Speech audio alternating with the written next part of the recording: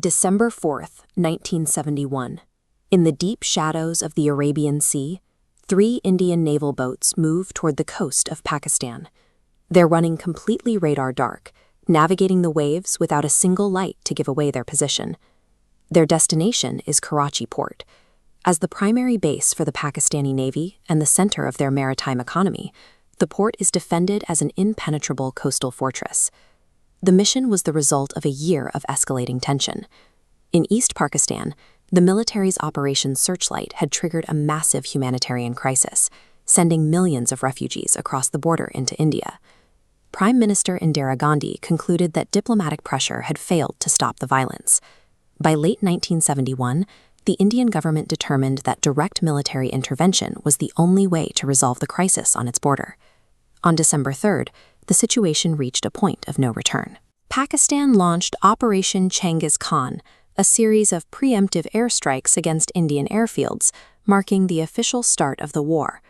Facing a conflict on 2 fronts, India needed to act quickly. To maintain focus on the ground campaign in the east, the Navy was tasked with delivering a blow to the west that would prevent the Pakistani fleet from interfering. While the massive aircraft carrier INS Veer dominated the eastern front, the western approach required a different strategy to deal with Karachi's heavy defenses. The port was protected by large traditional warships, including heavy destroyers like the PNS Khyber, designed to engage and sink any conventional vessels that approached the harbor. India's solution was the Vidyut-class boat. These vessels were tiny, dwarfed by the silhouettes of the Pakistani destroyers they were sent to hunt. These boats were equipped with Soviet-made Styx missiles. These were large, radar-guided weapons designed to deliver a 500-kilogram warhead with enough force to sink a major warship in a single hit. By placing high-yield missiles on fast, low-profile hulls, the Indian Navy changed the nature of the engagement. The heavy armor of the Pakistani fleet offered no advantage against an attacker they couldn't see on radar. At 10:30 p.m., the Indian boats detected the signatures of Pakistani warships on their sensors. Commander Babruban Yadav gave the order to engage. The INS Nirghat ignites its first Styx missile, which streaks across the water towards its target. The missile strikes the PNS Khyber directly.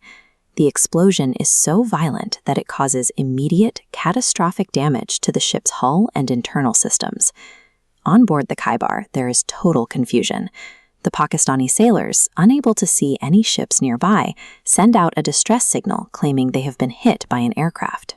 The INS Nirghat fires a second missile, hitting the destroyer again. Within minutes, the PNS Khyber sinks to the bottom of the ocean. In one strike, India had punctured the heavy defensive perimeter of Pakistan's most important port. The loss of their primary destroyer proved that Karachi's fortifications were vulnerable to a precision attack. The attack continued as INS Veer and INS Nipat launched volleys, sinking PNS Muhafez and clearing the remaining patrol line. With the defensive line gone, the Indian boats moved within range of the harbor itself. They stopped looking for ships and targeted the port's infrastructure.